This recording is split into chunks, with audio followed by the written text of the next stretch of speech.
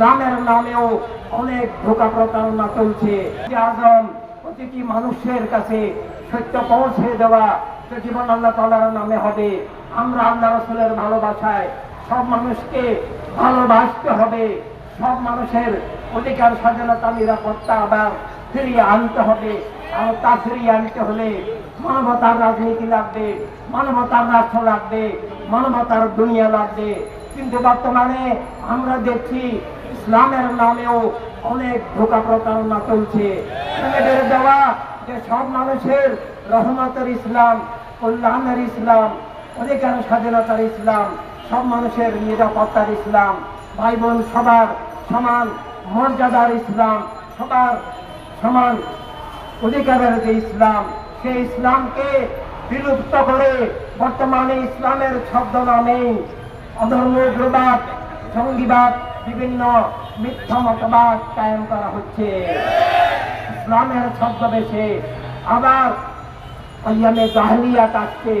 যারা মানবতার রাজনীতি, মানবতার রাষ্ট্র স্বীকার করে না, যারা বস্তুর ঊর্ধ্বে জীবনের সত্য স্বীকার করে না, যারা আল্লাহ তাআলার নামে জীবন স্বীকার করে না, যারা মা বোনদেরকে প্রেমের দেওয়া, আল্লাহ তাআলার দেওয়া জীবনের মানুষ হিসাবে সমান অধিকার, মর্যাদা, শিক্ষা, বিকাশ, স্বাধীনতা স্বীকার করে না, নাগরিকত্ব স্বীকার করে না, এভাবে প্রেমের দেওয়া আসল ইসলাম, সব মানুষের কল্যাণের ইসলাম, সব মানুষের নিরাপত্তার ইসলাম, ইনসানিয়াতের ইসলাম আবার নিয়ে আসতে হবে।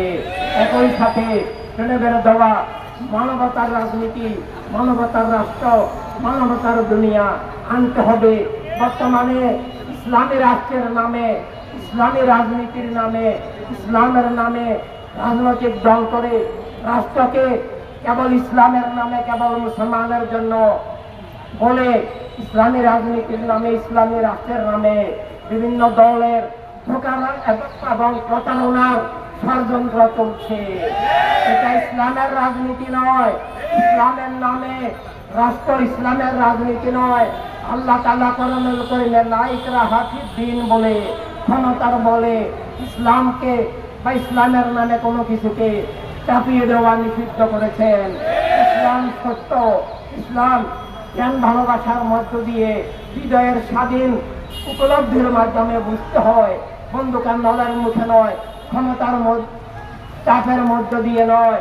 এইভাবে আল্লাহ তাআলা কোরআনুল কারীমে তার হাবিব রাহমাতুল লিল আলামিন সাল্লাল্লাহু আলাইহি সাল্লামকে সবার জন্য রহমত ঘোষণা করে আরো ঘোষণা করেছেন প্রত্যেক মানুষ যার যার ধর্ম, বিশ্বাস, মতপথ নিয়ে চলবে।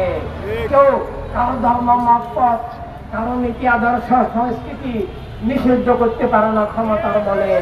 কেউ ক্ষমতার বলে, ইসলাম বলে, ধর্ম বলে বা কোনো মতবাদ, কোনো জাতীয়তাবাদ বলে কোনো কিছু চাপিয়ে দিতে পারে না।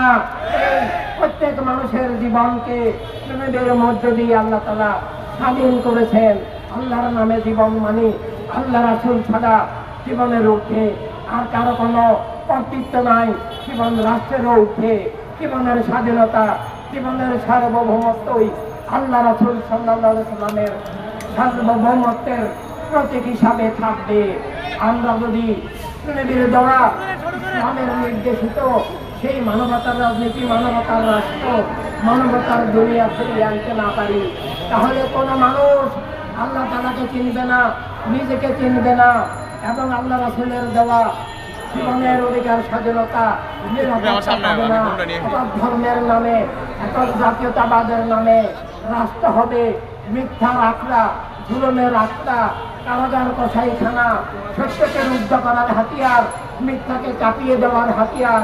এই মিথ্যা ইসলামের নামে চাপিয়ে দেওয়া হচ্ছে, বিভিন্ন ধর্মের নামে চাপিয়ে দেওয়া হচ্ছে, বিভিন্ন মতবাদ, একক গোষ্ঠীবাদী শৈল রাজনীতির মধ্য দিয়ে চাপিয়ে দেওয়া হচ্ছে। এই শৈল রাজনীতি থেকে উদ্ধার করেছেন সমগ্র মানবমণ্ডলীকে নবী সাল্লাল্লাহু আলাইহি সাল্লাম। সেই রহমতের দিশা, রহমতের জীবনের দিশা, রহমতের রাজনীতির দিশা, রাষ্ট্রের দিশা, বিশ্বের দিশা এখন নাই। সেটা না আনলে মানুষ কখনো আল্লাহ রাসূলের দেওয়া নবীর শুভাগমনের যে সত্য এবং রহমত, নিয়ামত, নবীর শুভাগমনের যে অধিকার, স্বাধীনতা, কল্যাণ, নিরাপত্তা মর্যাদা রুটি রুজি মানুষ পাবে না, পৃথিবী হবে খুনের দুনিয়া।